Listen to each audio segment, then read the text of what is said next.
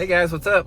Welcome back here to today's episode of Intuitive Angling, and really appreciate you guys swinging by the channel to spend some time with me on today's video.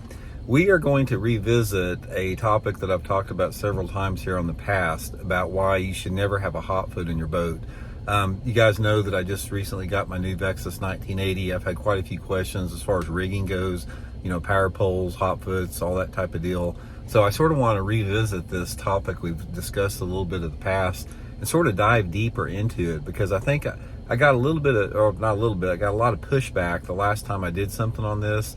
So I really want, if you're one of those people out there that are, you know, pro hotfoot, I just want you to, you know, chill out, relax in your chair a little bit, and just listen to what I have to say here, and maybe you'll reconsider the suggestion that I'm going to make here, that there's no reason for anyone to have a hotfoot in a boat.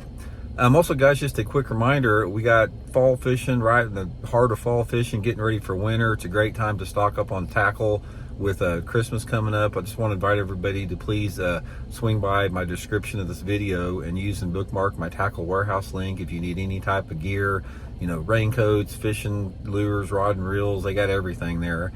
Using that link's a really good way to support the channel. I know you guys get tired of me hearing about it, but if we couldn't do plugs like that, I wouldn't be doing the YouTube videos. So big thank you to everybody out there that's been participating in that link there. I really appreciate it.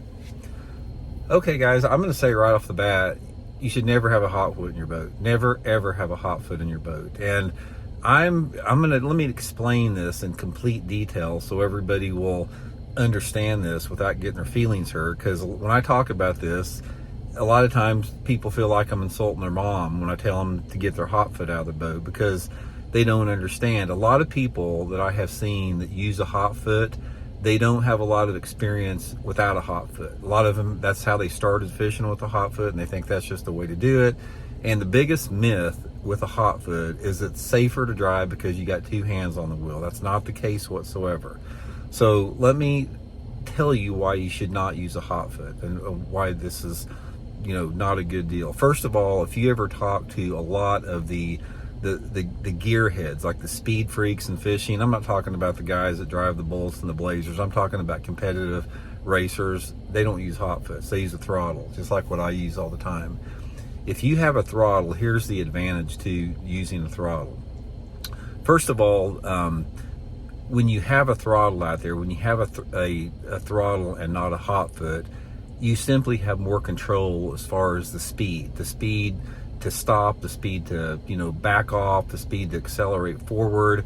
A lot of times hotfoots are sticky. I've used them, guys. I've had them in friends' boats. I've driven boats with them. I've been in Bassmaster Classic boats that had hotfoot.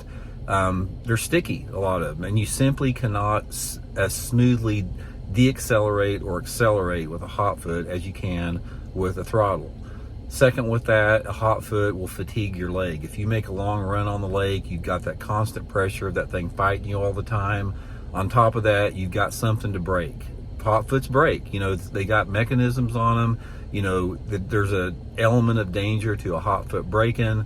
You know, if the thing does break, you're dead in the water. It's just something else to go wrong.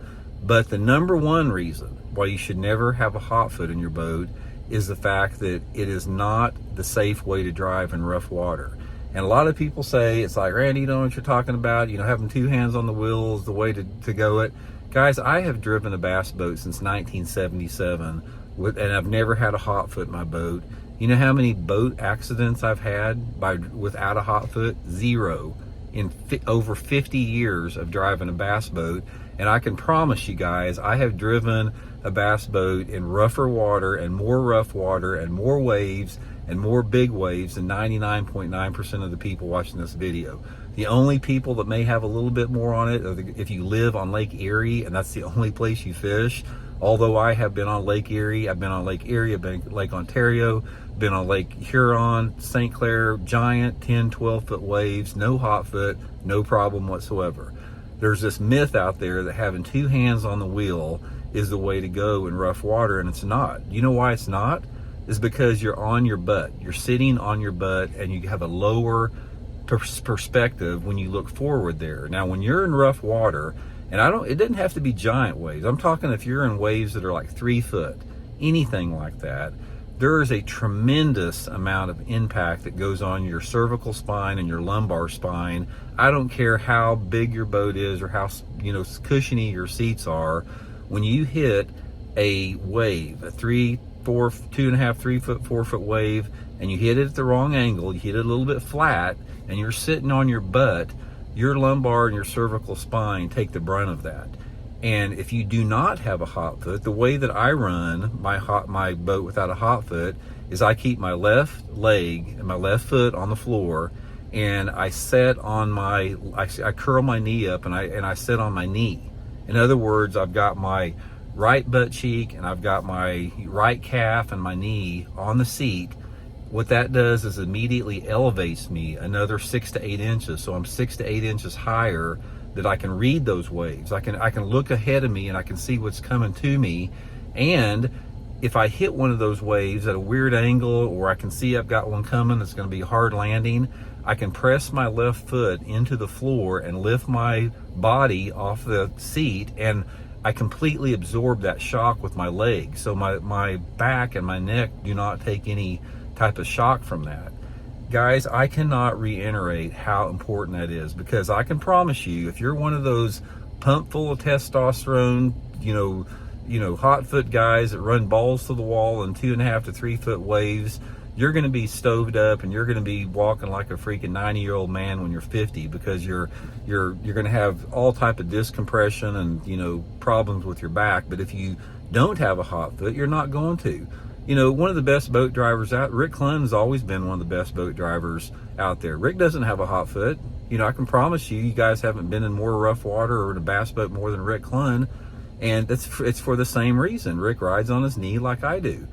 So there's this big myth that's been circulating fishing that you have to have a Hotfoot because it's safer. You got 2 hands on the wheel. That's a bunch of crap. It's not.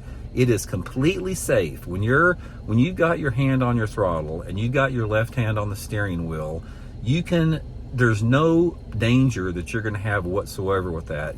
Your ability to respond when you're attacking those waves from different angles, your ability to accelerate over those waves or deaccelerate when you're coming up on a trough is instantaneous on your throttle. It's twice as quick as a Hotfoot, and like I said, you're elevated with that. So my recommendation, guys, is take your Hotfoot out of your boat and put it up on eBay and get rid of it, because I can guarantee you, if you're one of those guys that think I'm full of crap on this and I don't know what I'm talking about, it's probably because you haven't spent 25 or 30 years fishing with just a throttle. You've been in a Hotfoot since you've been fishing, and that is not the way to go. I'm telling you, you guys need to listen to me on this, because all the OG high caliber pro boat drivers that I know use a throttle and they don't use a Hotfoot. So not only it's going to save you some money rigging it out, it's going to save your back, it's going to save your neck, it's going to be safer in rough water. Absolutely the best way to go. So anyway, hope it resonates with you guys. We'll talk later.